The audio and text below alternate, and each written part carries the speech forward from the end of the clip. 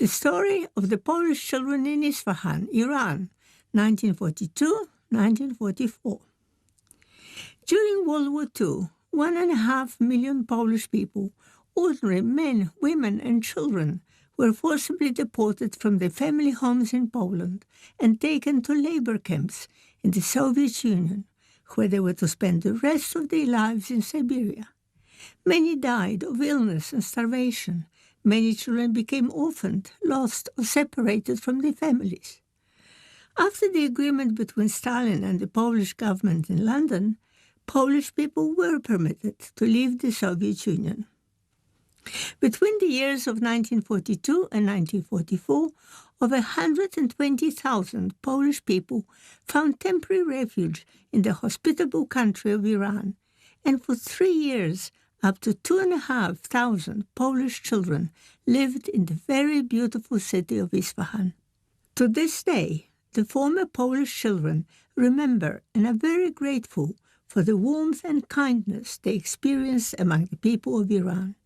The following are photographs depicting the story of the Polish children in Esfahan.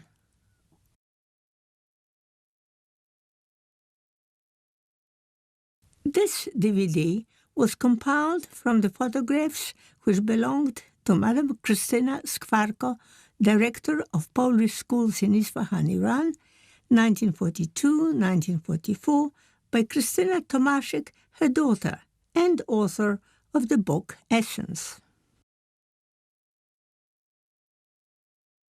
7th of October 1943. This is the commemorative plaque inside the French Sisters Chapel with the picture of the Polish Madonna of Częstochowa, placed on behalf of the Polish children as a thanksgiving for being rescued from the labor camps of the Soviet Union. The designer of the plaque was the artist-painter Mr. Kresy-Siberia. Present at the unveiling was the Minister of Education. Polish children were always encouraged to ask God for blessings for Persian people who were so kind and friendly towards us.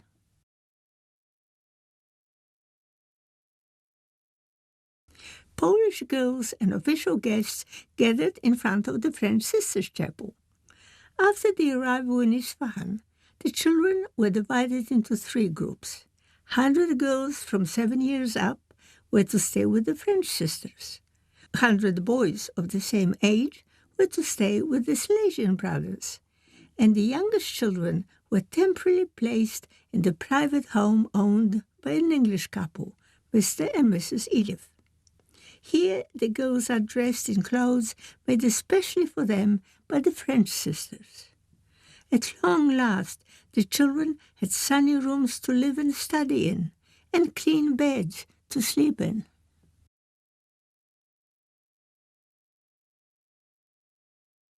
The girls in Home 5, with the regional director, the director of the Polish schools in Esfahan, Mrs. Skwarko, and the director of Home 5.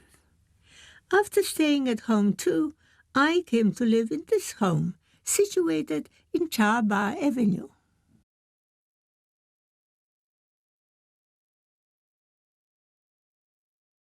My mother, Mrs. Krystyna Skwarko, who was responsible for bringing the first transport of the Polish children to Esfahan, my brother Stan, and I, Krystyna.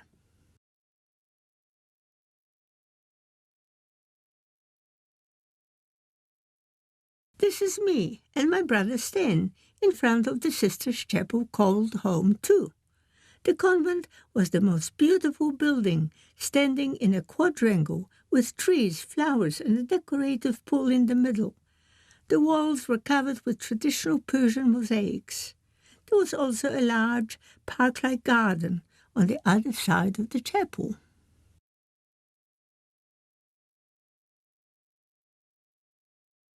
Boys and the personnel in front of Home 1.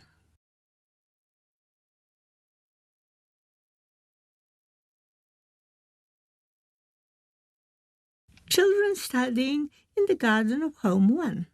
School lessons commenced in all the homes on 10th of April, 1942, almost immediately after the children's arrival in Esfahan. It was hoped that beginning a normal life after the children's sufferings and the privations in the Soviet Union would help them recover their intellectual and psychological health.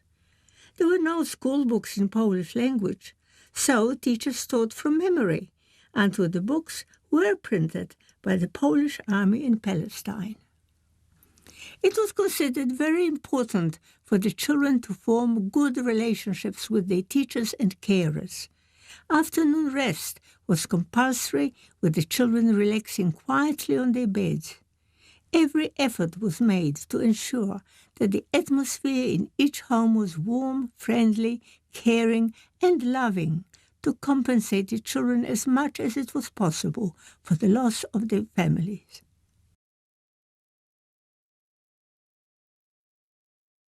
Children are learning to play with a ball.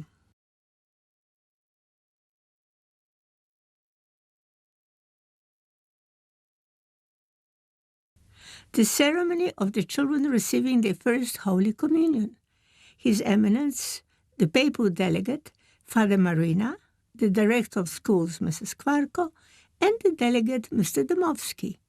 Traditional Persian carpets cover the ground according to the local custom. A group photo of the children who received their first Holy Communion. This occasion was the very first important ceremony celebrated by the Polish children in Esfahan. 15th of August 1942, the singing of the Polish church anthem during Mass celebrating the Polish National Day. All Polish national days were celebrated in Esfahan to encourage the children to become good Polish patriots.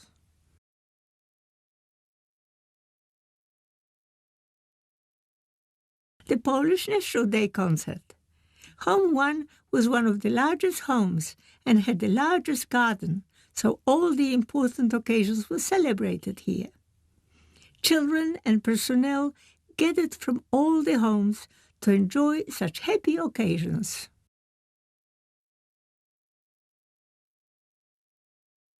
Girl Guides at Home 9, instilling high ideals and principles of the Girl Guide and Boy Scout organization in young people was regarded as very important in teaching children their self-respect, pride, and confidence. Guide and Scout meetings and evening bonfires with songs, poems, and stories recited by children sitting around the fire were always looked forward to.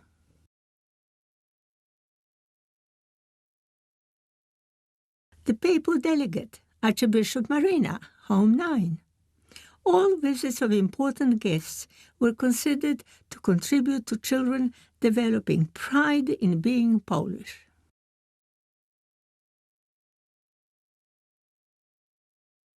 Mrs. Skwarko in the company of the girls and the personnel of Home 6.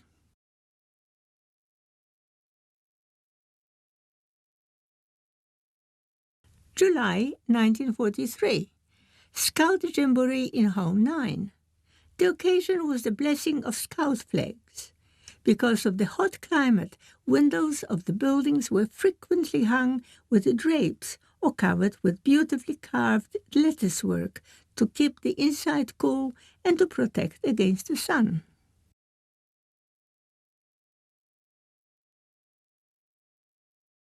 Celebrating the end of the school year, Home 12. In the first row are the Polish dignitaries from Tehran. By the end of 1944, there were up to 2,500 Polish children and 300 Polish personnel living in Polish children's homes in Esfahan. Polish government in exile in London paid for renting the buildings. Each home had its own director, teachers, mainly women because men were in the Polish army, carers, a nurse, an administrative and cooking and cleaning staff. One home served as a sanatorium for sickly children. Although the children were very weak after leaving the Soviet Union and died in their thousands, only 4 children died in Esfahan. The reason for this was the wonderful climate of the city, the care of the personnel, and the friendliness and kindness of the local population.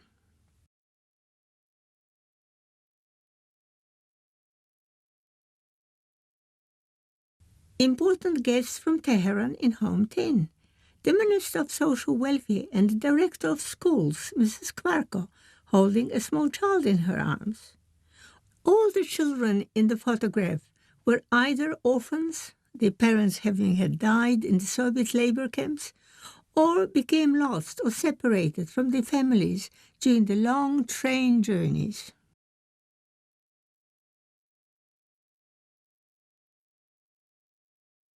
The parade on the occasion of the visit of the Minister of Social Welfare, Home 9.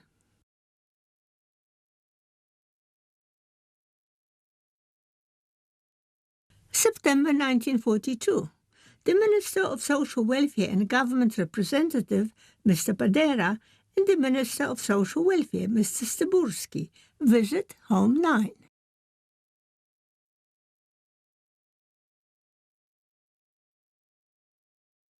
The parade during the celebration of the National Day, the Miracle of Vistula, marching at the high school girls. Among the guests are the consul and other delegates of the British colony, the governor of Esfahan, and the guests from Tehran. Children sang songs, recited poems, and performed Polish national dances. Home 1. The continuation of the parade at Home 1. Mrs. Skwarko and Mr. Dmowski are among those present.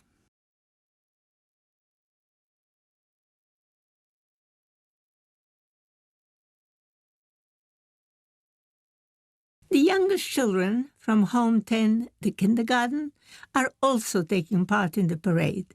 Some parents, whose wives or husbands died in labor camps, brought their children to the Polish orphanages in the Soviet Union because they did not have the means of supporting them or because they themselves wanted to join the Polish army.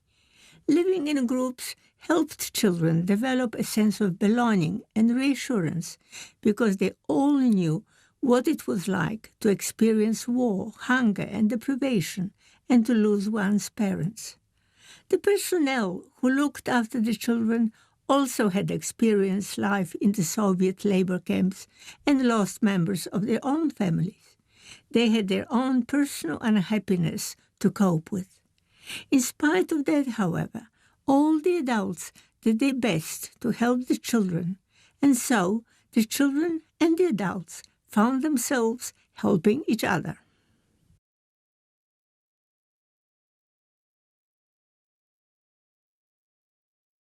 The Polish National Day concert. In the middle are the governor of Esfahan with the British consul, the bishop of the Anglican Church and his wife sitting on the governor's right, and members of the Polish delegatura sitting on the governor's left.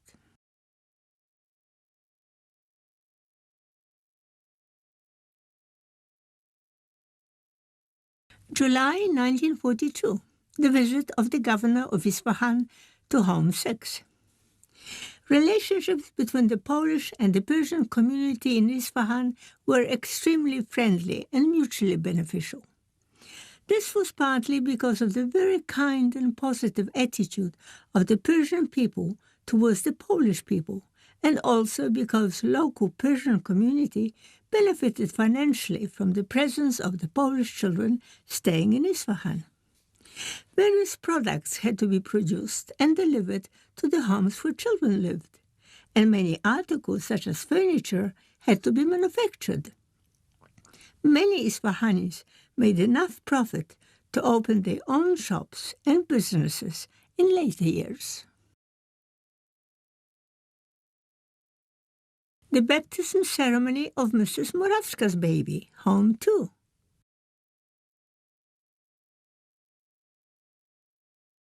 And the dignitaries and Mrs. Skwarko, Home 12.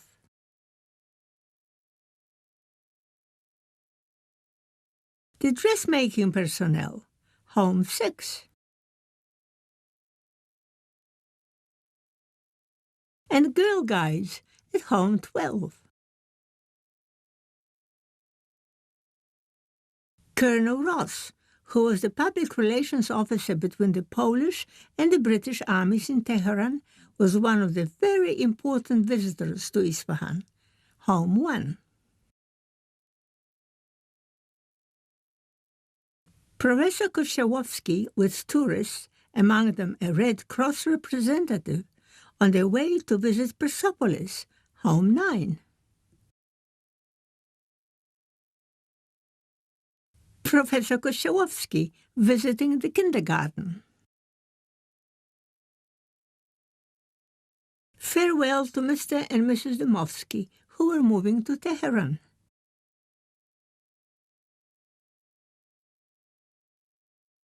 October 1942. The Polish personnel saying goodbye to Mr. and Mrs. Dmowski. The Minister of Education from Tehran visiting the museum in the company of the artist Mr. Nersesyan. Young women, members of the Polish Women's Army Force.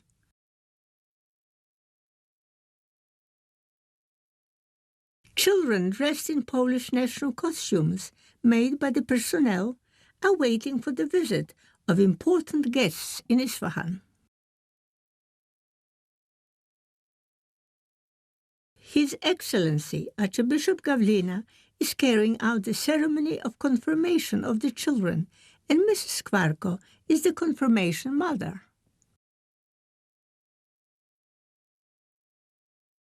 A swimming lesson at the public pool in Esfahan.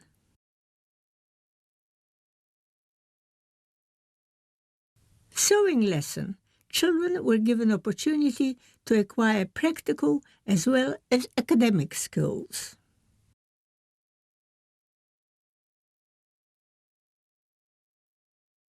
Here is the dressmaking personnel with Mrs. Skwarko and Mr. Dmowski.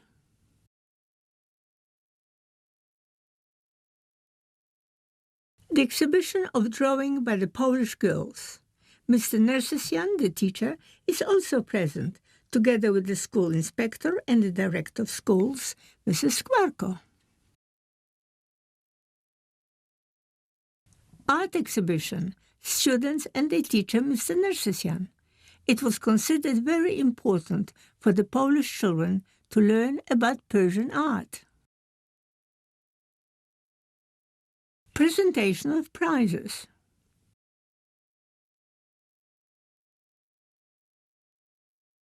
Young women learning the art of Persian carpet making. Students were taught carpet making in the traditional Persian style, sitting on wooden boards covered with cushions, tying knots using short pieces of colorful wool, and copying designs of small design boards. Workers were supervised by the Polish personnel, but were taught carpet making by a professional Persian carpet maker. It was hoped that the young women would continue carpet making upon their return to Poland. 3 large 3 by 2 meters and 2 small carpets were made by the young Polish women in Esfahan. One of the large carpets was presented to the Shah of Persia as an expression of gratitude for Persian hospitality. One was presented to the Prime Minister of Britain, Mr. Churchill, and one was presented to General Sikorski, the Polish general and Prime Minister of Polish government in exile in London. Learning to understand Persian art was considered extremely important for the Polish children's future.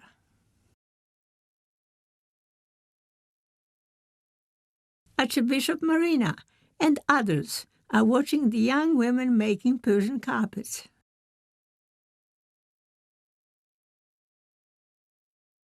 Dignitaries from Tehran, the director of schools, Mrs. Skwarko, and the carpet makers.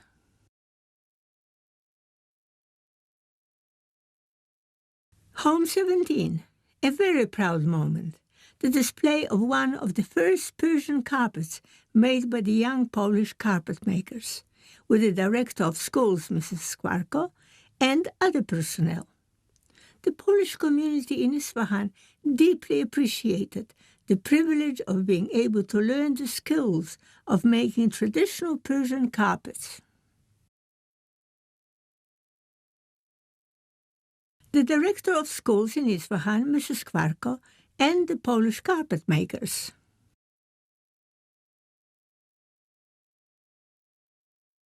Home 5.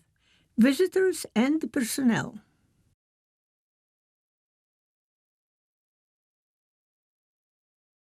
Home 6. General Tokarzewski, representative of General Anders in the Middle East.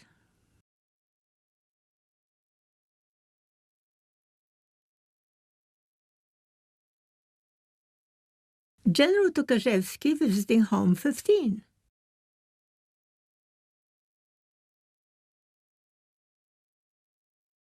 General Tokarzewski visiting Home 6.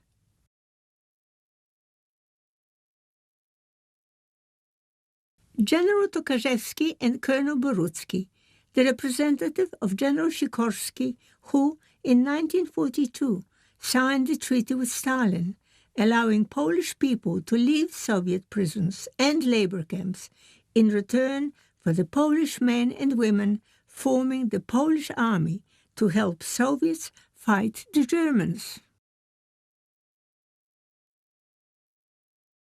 1943. General Tokarzewski, Home 9.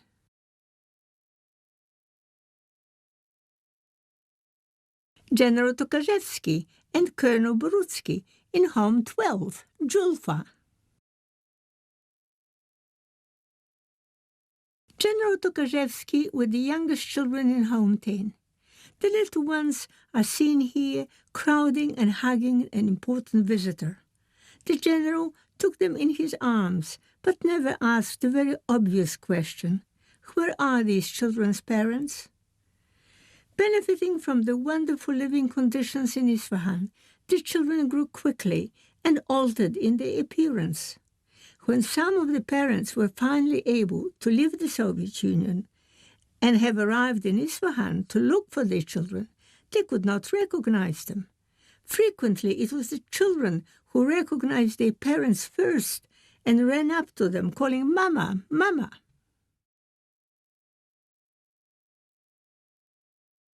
Visiting the Ali Kapur Palace in Esfahan, the director of schools, Mrs. Skwarko, showing visitors around Esfahan.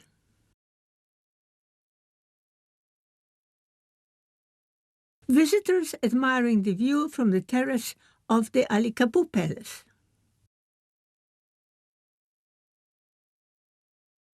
The interesting carvings in the shape of various musical instruments carved in the walls of the Ali Kapur Palace.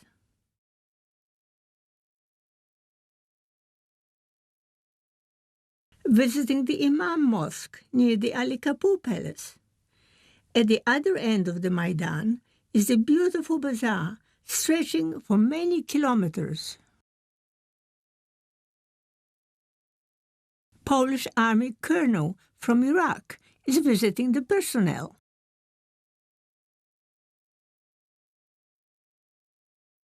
The Minister of Social Welfare visiting Home 7. In 1944, girls from Home 7A and boys from the neighboring Home 7 formed a large proportion of the group of children who finally came to New Zealand in response to the invitation by the New Zealand Prime Minister, Mr. Peter Fraser. The children were to stay in New Zealand only until the end of the World War II and then return to Poland. However, after the war, Poland became one of the satellite countries of the Soviet Union, and the children and the personnel remained in New Zealand. In 1980, on the 35th anniversary of the Polish children's arrival in New Zealand, the Iranian government sent a film crew to New Zealand to film the anniversary celebrations.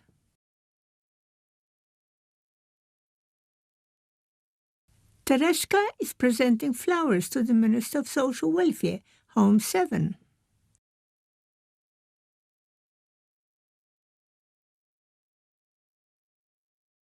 Students from Home 7. Mrs. Skwarko is sitting in the middle, and I am sitting on the ground, also in the middle.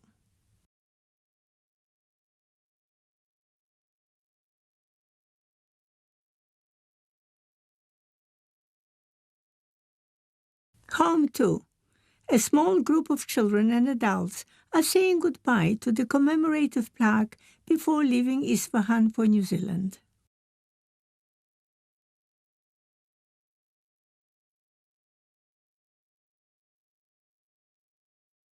Every Polish child in Esfahan was given a supply card with the list of articles of clothing they were given before departure for New Zealand. When leaving Iran, children carried Polish books in their suitcases together with their few personal possessions. Later, these books became the basis of the Polish library established in the capital city of New Zealand in Wellington.